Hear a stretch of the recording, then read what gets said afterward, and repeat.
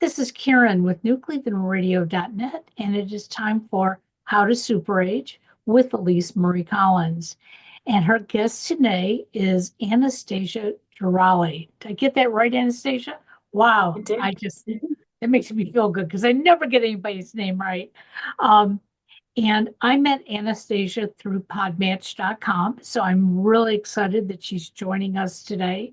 And I'm hoping that all of our Podmatch um, community is going to listen in. So, Elise, go ahead, give us the intro, and also make sure you talk about your book.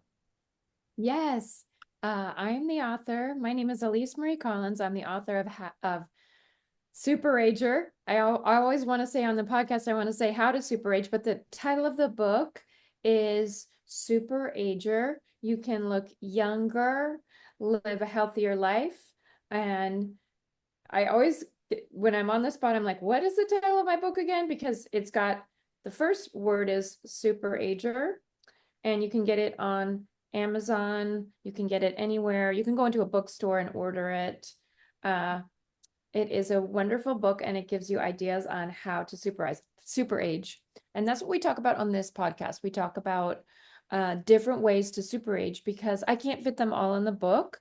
The book is a great guide, and my book is about the journey I've had helping people as a yoga teacher, supporting people, coaching people as a yoga teacher, and someone who's very much interested in healthy lifestyle and ancient practices, because I think we have a lot of modern wisdom, we have a lot of modern technology, but we really need to lean into how people lived many, many years ago because they were onto something and they observed the world in a different way. So I'm going to read the title again because I botched my own title. That's pretty funny.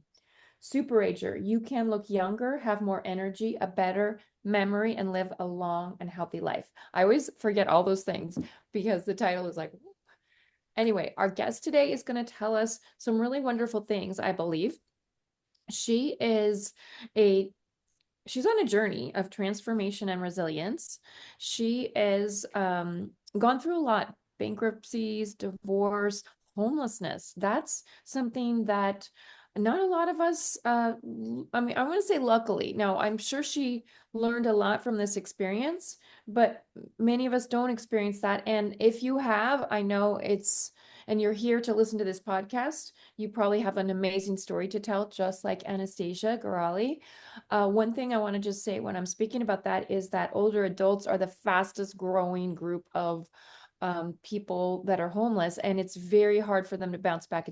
Of course, if you're living without a home, it's going to be extremely difficult and trying on your health.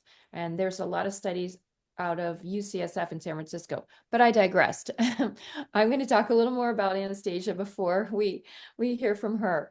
Her personal struggles led her to a deeper understanding of the mind body spirit connection. And that's what I'm really interested in. So I'm really looking forward to her take on this and how we can build resilience, because to live a long life, you're pretty much you're going to go through trials, tribulations, and challenges, right? We're not going to escape that because life is going to be filled with that. She really helps women, especially.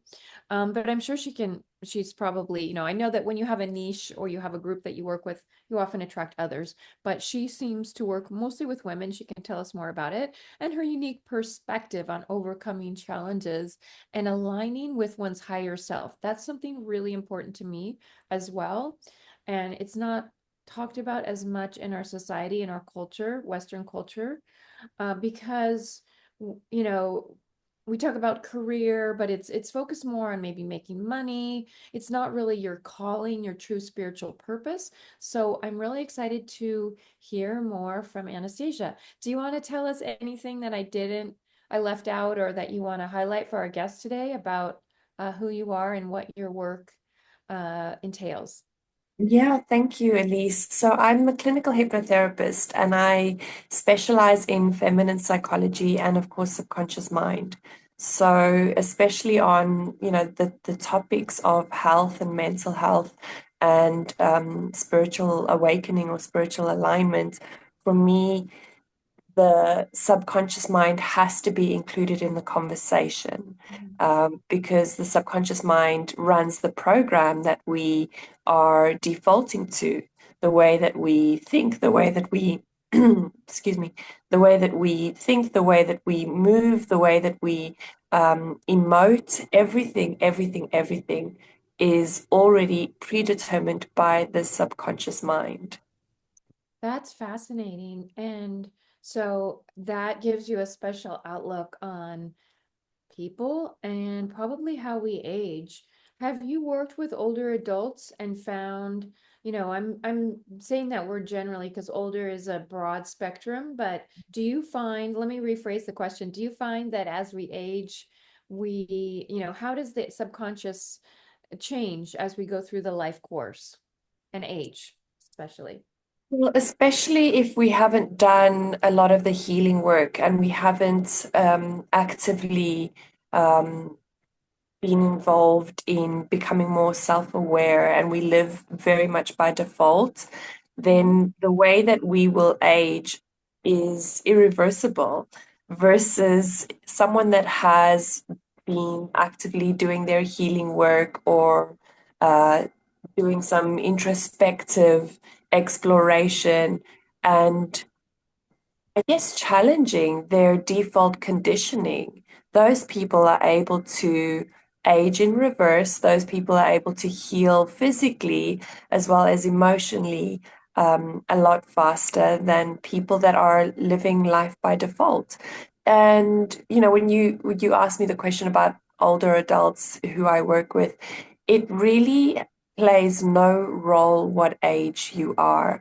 So one of the things that I love to speak with my women about is the art of saging, mastering the art of saging, because as we grow, we go through these feminine archetypes, and when we reach a certain point in our life, as I said, it doesn't really specifically have to do with an age per se, but at a point of experience in our life, that's when we really get to go deeper into our embodiment and we step into our wise women years where we're able to contribute and give back to the collective and our community.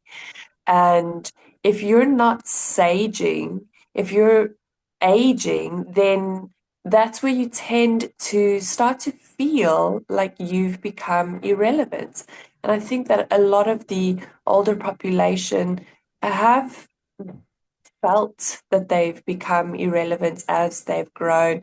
There's also the collective conditioning that, women's value is based on their youth and beauty. And if they don't have those two anymore, then nobody seems to want to give them the same opportunities or nobody sees their value anymore. Whereas with men, it's a little bit different. With men, the value of men comes with financial expansion and wisdom.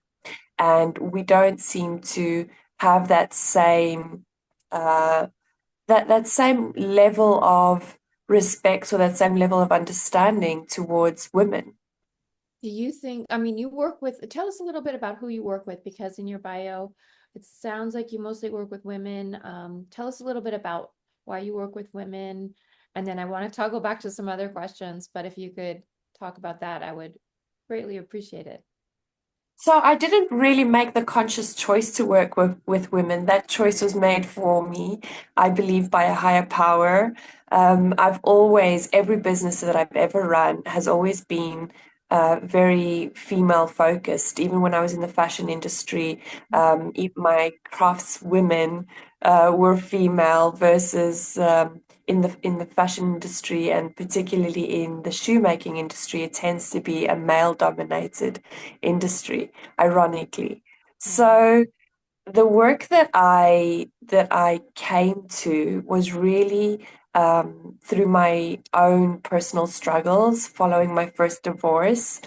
Within the space of 30 days, not only did my marriage fall apart, but I had to close my business, file for bankruptcy, and I was left burnt out, depressed, and homeless. And it was a very, very challenging time of my life. And that's how I came to the work of, shall we say, personal development and self-help, because that was the starting point.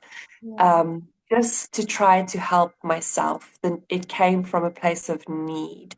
And then as I went deeper into the work and as I started to heal myself, it became important for me to share that with other, I want to say people, but my story resonated more with women. So it's always been women. And then as a result, I've retrained as a clinical hypnotherapist and focused on feminine psychology because it is different to male psychology. We have a different set of struggles.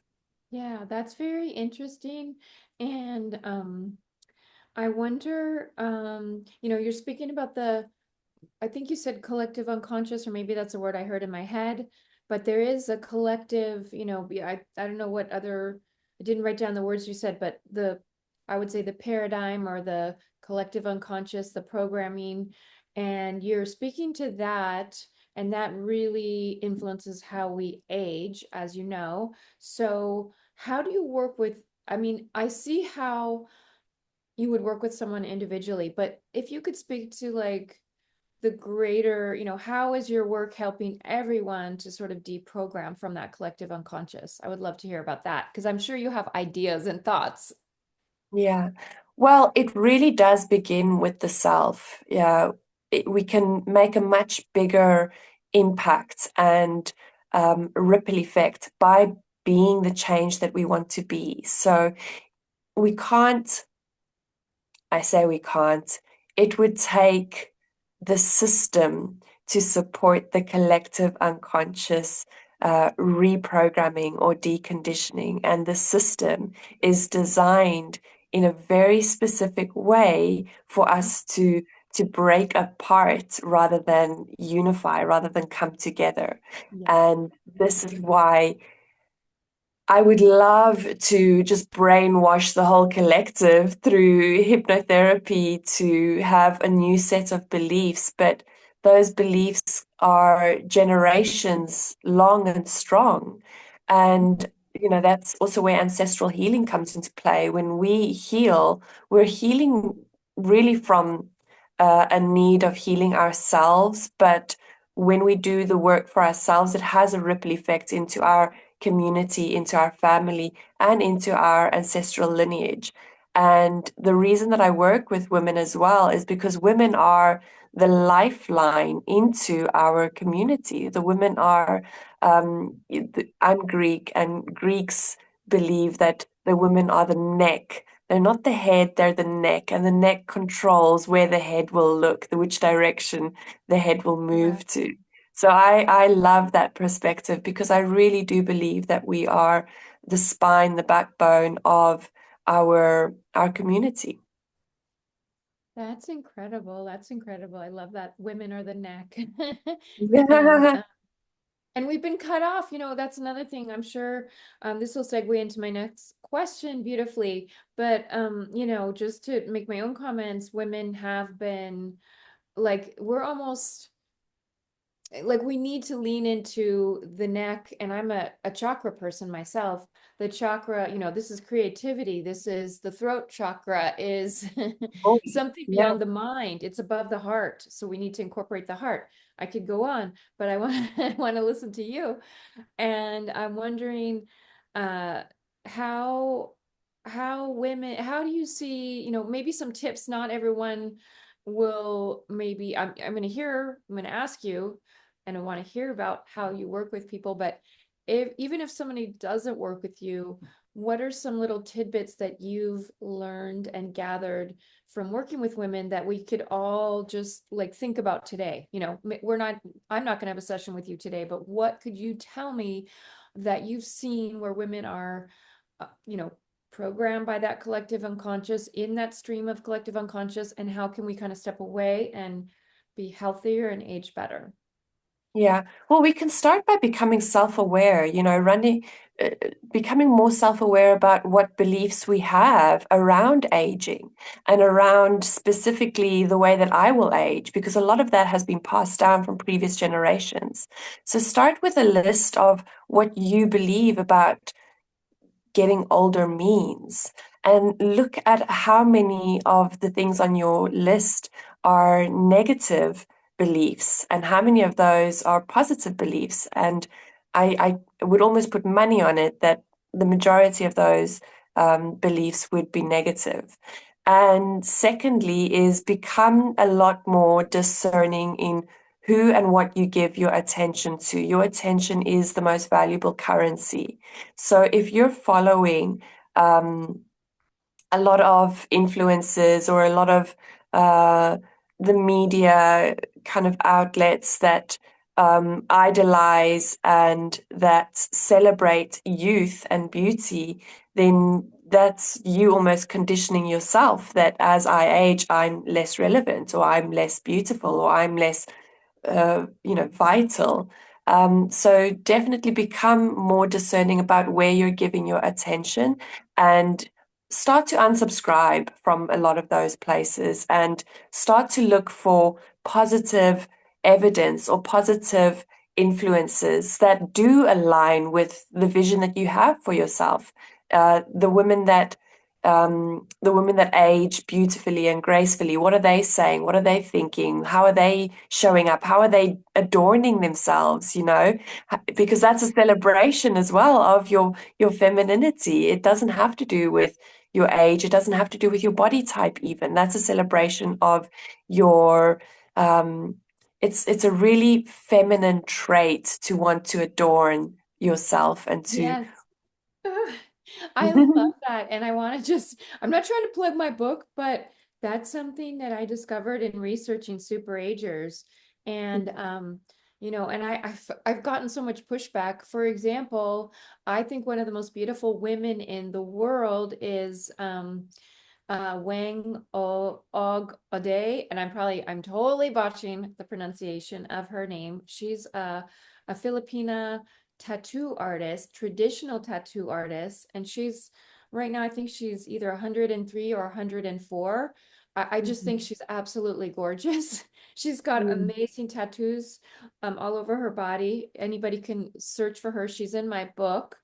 And I said that once at a party, and it was a intergenerational party. There was young and old people, and they said, like, I don't know why we were talking about the most beautiful women. And I said, I think the most beautiful woman is, at the time she was 101. I was like, she's 101. And people thought I was just trying to be a shock, saying something to shock people. And I was totally honest. I believe she's so gorgeous. Take a look at her, Google her. And then one more story along those lines is a mentor and a he's a social work professor, and he specializes in healthy aging. He did interviews with centenarians, those that are over 100 around the world. And one of the women that he interviewed was, I believe she was 107 in India. And she's an Indian woman. And she had these gorgeous silver bracelets, like almost, I remember like Madonna did that back in the 80s, but like all these bracelets. And she just, like, the way she dressed, the way she carried herself in this video interview, she was, like, you could tell she loved to adorn herself.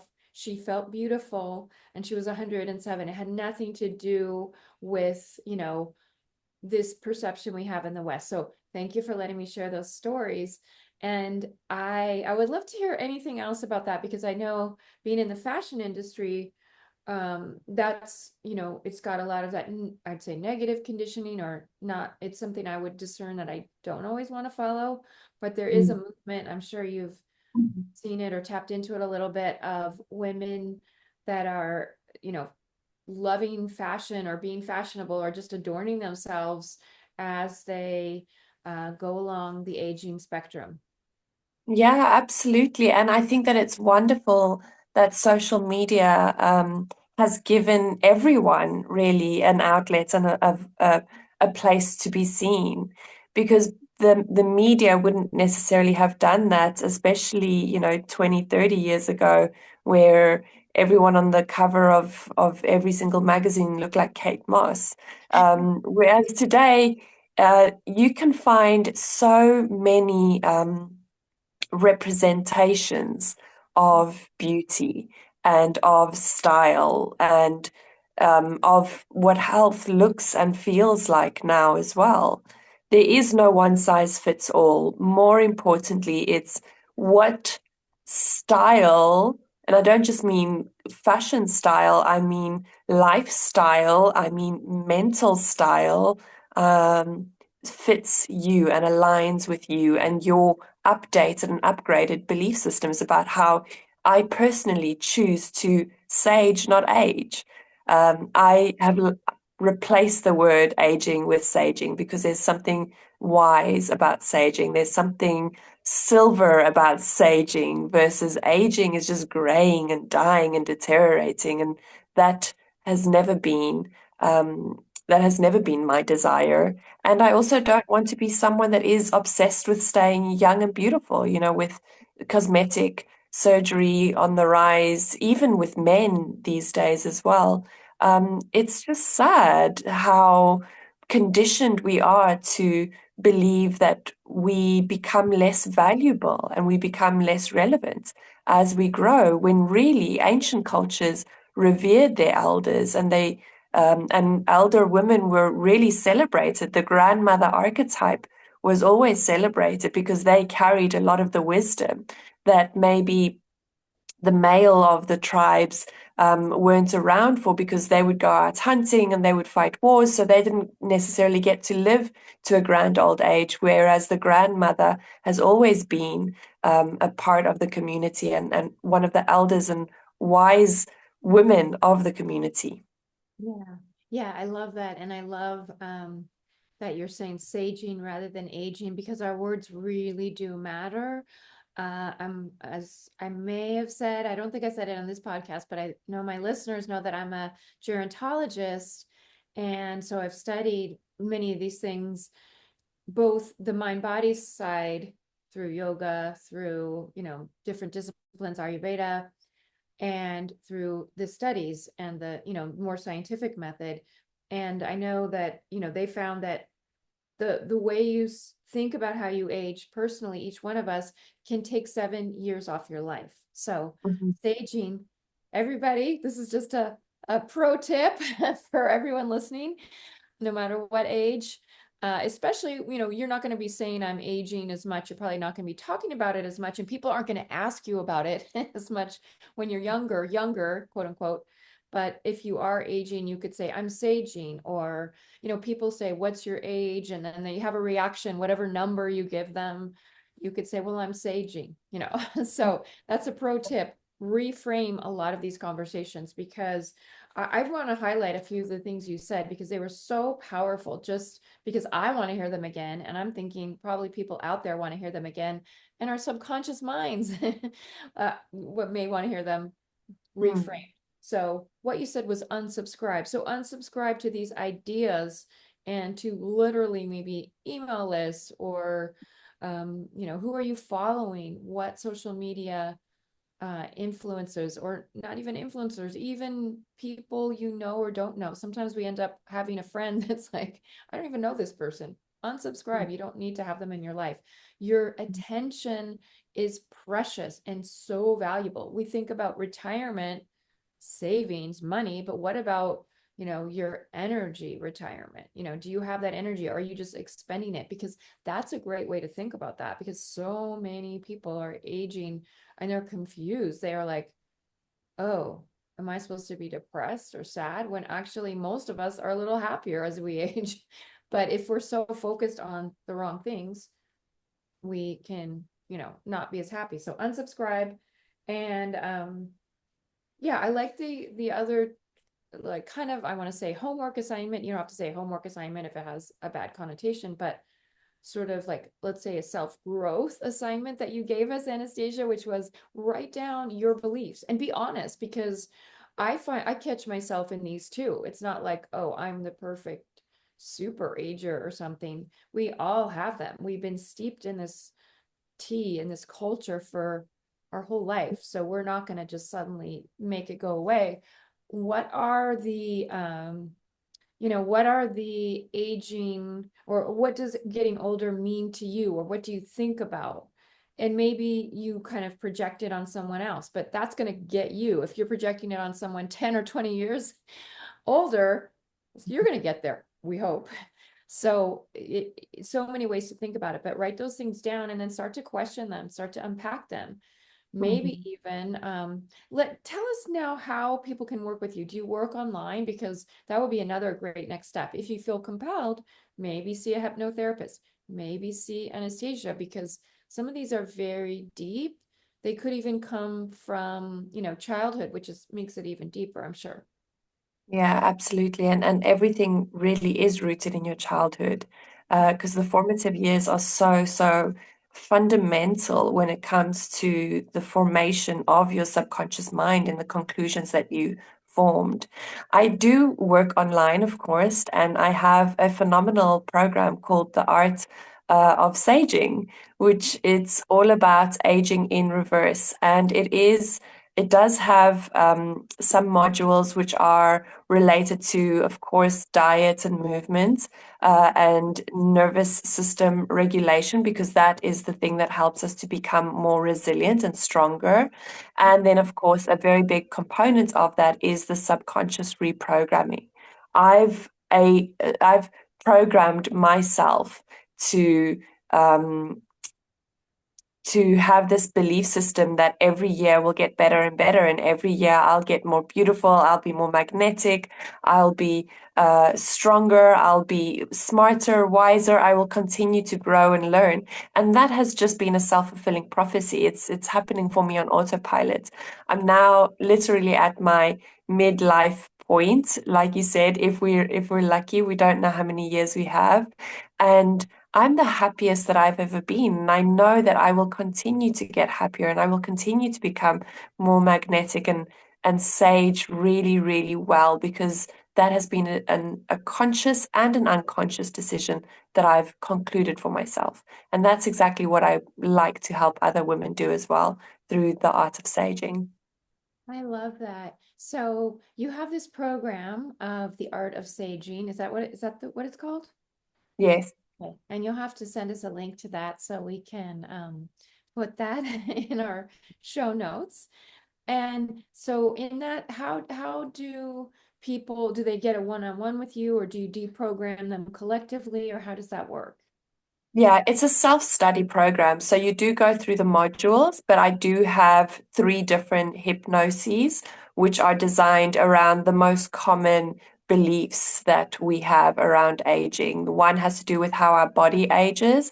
The second has to do with our relevance and our magnetism and attraction and desirability as a woman.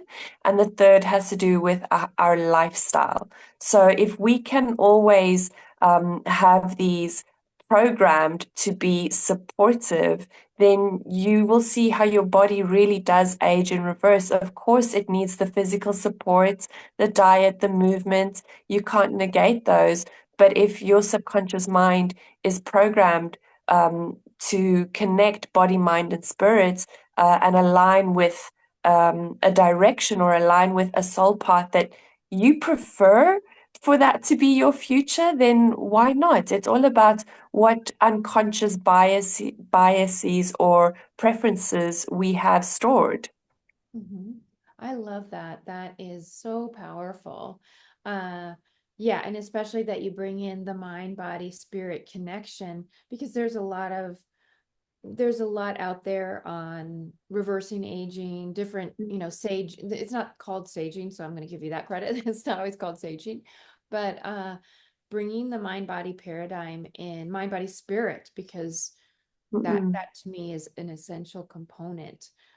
Everything you've said has been so powerful. I'd love to hear a little bit more. I know we're going to have to close out soon, but about how our nervous systems play a part, because I think there's I study Ayurveda, and some of us are a little more anxious than others, and anxiety is such a thing now.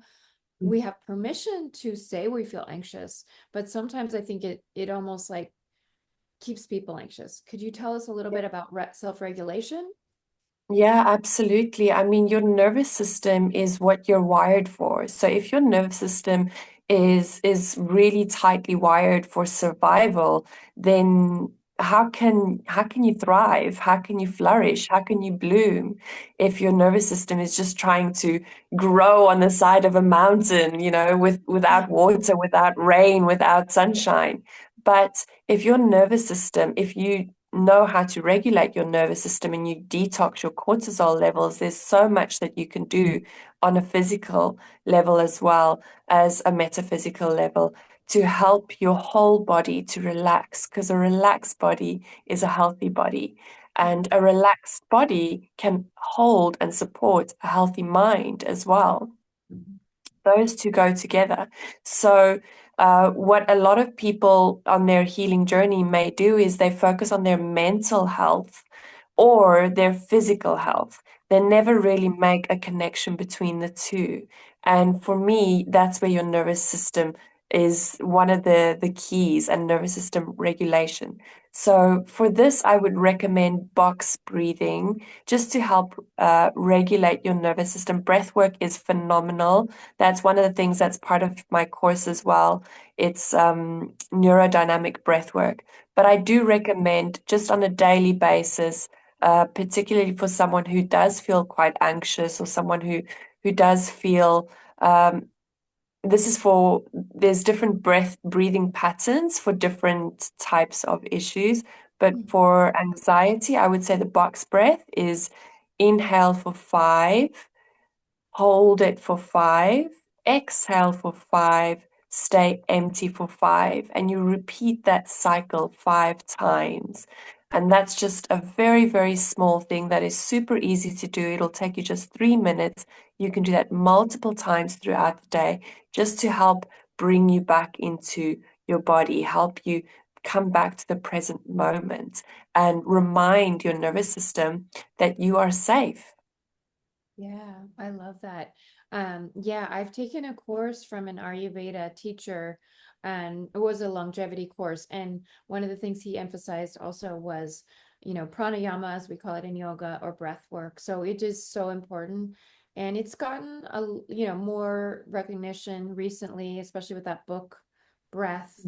But it's not talked about enough. I think my parents' generation really never got that message. My parents are in their 90s, and I try to talk to them about that, and sometimes they listen, sometimes they don't. But yeah, breathing is so important, and I love that you brought that up. Yeah, and it really helps with your nervous system. So your course sounds absolutely powerful and rejuvenative, and will really help with uh living a longer life. Trying to think of anything else I want to ask you before we start to wrap up. Is there anything else you would like to share with our listeners that you think is essential that we haven't covered? Mm, Gosh, there's so much that we can talk about, particularly when it comes to healing and to age reversal.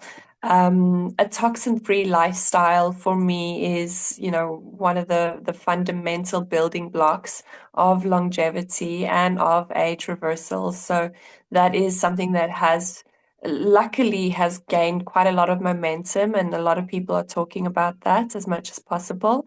Movement, as you know, through yoga is always, always going to be an essential life force energy for us.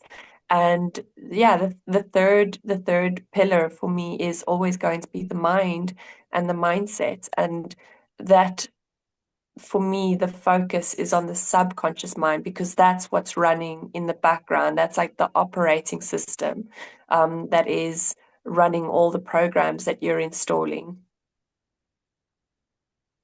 Mm. And I thought of one more thing. This is kind of going way back, and maybe it might not be the way to end the podcast, but we won't end it here.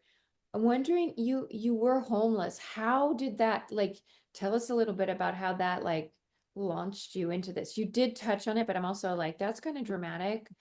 Tell us just in a nutshell, like Yeah, what that that did that for was a you. very, I very think people painful. have struggles. Yeah, it was a Yeah. very, very painful phase of my life, and um, it was hard because I guess I didn't ever consider that was going to be an option for me. It was something that happened so um, unplanned and so by default, that was also the period that gave me, I guess, the wake-up call that I needed um, about my mindset and about what I believed I was worthy of and capable of. It was following my first Mhm. divorce, and it was just a really bad, really unplanned, completely unexpected phase. And it was for anyone that's been there or has even been close to that point, they will know that coming out of that is there's a lot of PTSD that comes with that. There's a lot Mhm. of trauma that comes with recovering from something like that. Just like recovering from a very serious illness, I would say would have the same effect on you. There's always a fear that you'll return back to it. But I think it's also it was a great reset for me as well to take responsibility for myself and to take responsibility for my mindset. It was a very lonely period. It was a very painful period. And there was a lot of shame associated with it as well, which has taken years and years to heal from and to recover from, which is why I Yeah. do Well, share thank it you for sharing as much that as with us. possible. Yeah. Um, Yeah.